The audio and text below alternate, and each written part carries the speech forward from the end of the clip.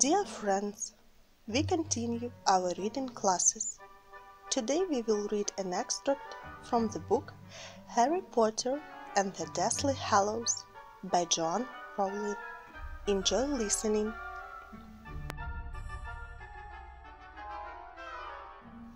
But what are the Deathly Hallows? Asked Hermione. Xenophilius set aside his empty teacup. I assume that you are all familiar with the tale of the three brothers. Harry said no, but Ron and Hermione both said yes. Xenophilius nodded gravely. Well, Mr. Potter, the whole thing starts with the tale of the three brothers. I have a copy somewhere. He glanced vaguely around the room, and the piles of parchment and books, but Hermione said, I've got a copy, Mr. Lovegood. I've got it right here. And she pulled out the tale of Beedle the Bard from the small beaded bag. The original? Inquired Xenophilius sharply, and when she nodded he said, Well then, why don't you read it aloud? Much the best way to make sure we all understand. All right, said Hermione nervously. She opened the book, and Harry saw that the symbol they were investigating hid at the top of the page as she gave a little cough and began to read. There were once three brothers who were traveling along a lonely, winding road at twilight. In time the brothers reached a river too deep to wade through and too dangerous to swim across. However, three brothers were learned in the magic arts, and so they simply waved their wands and made a bridge appear across the treacherous water. They were halfway across it when they found their path blocked by a hooded figure, and Death spoke to them. He was angry that he had been cheated out of 3 new victims, for travelers usually drowned in the river. But Death was cunning.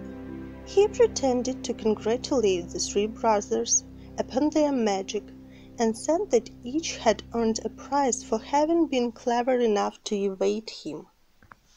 So the oldest brother, who was a combative man, asked for a wand more powerful than any in existence, a wand that must always win duels for its owner, a wand worthy of a wizard who had conquered the Death.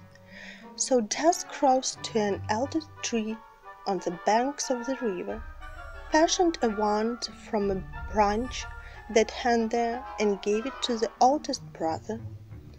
Then the second brother, who was an arrogant man, decided that he wanted to humiliate Death still further, and asked for the power to recall others from death.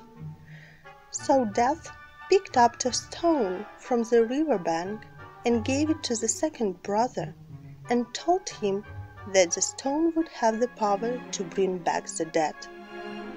And then Death asked the third and the youngest brother what he would like. The youngest brother was the humblest and also the wisest of the brothers, and he did not trust Death. So he asked for something that would enable him to go worse from that place without being followed by Death, and Death most unwillingly handed over his own cloak of invisibility. Then Death stood aside and allowed the three brothers to continue on their way, and they did so, talking with wonder of the adventure they had had, and admiring Death's gifts. In due course the brothers spreaded, each for his own destination.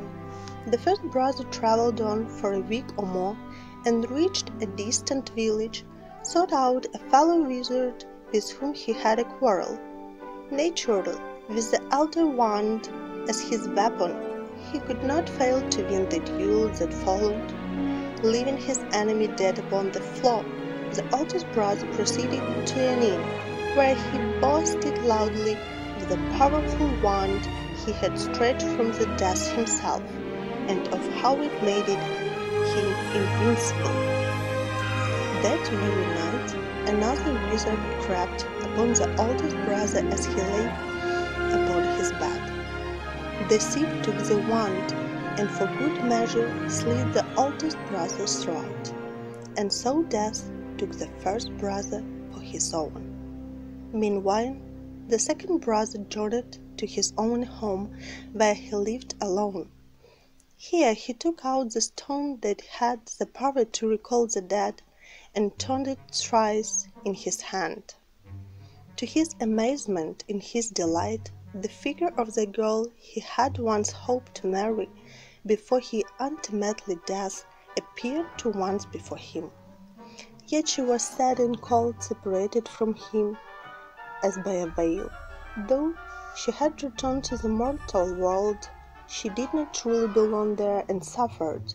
Finally, the second brother, driven mad with hopeless longing, killed himself so as truly to join her. And so Death took the second brother for his own.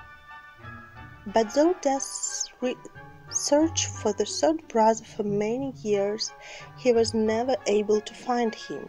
It was only when he had attained a great age that the youngest brother finally took off the cloak of invisibility and gave it to his son, and then he greeted Death as an old friend and went with him gladly, and equals. They departed this life. If you want to read the whole book, you may visit Чижевський library. You are welcome.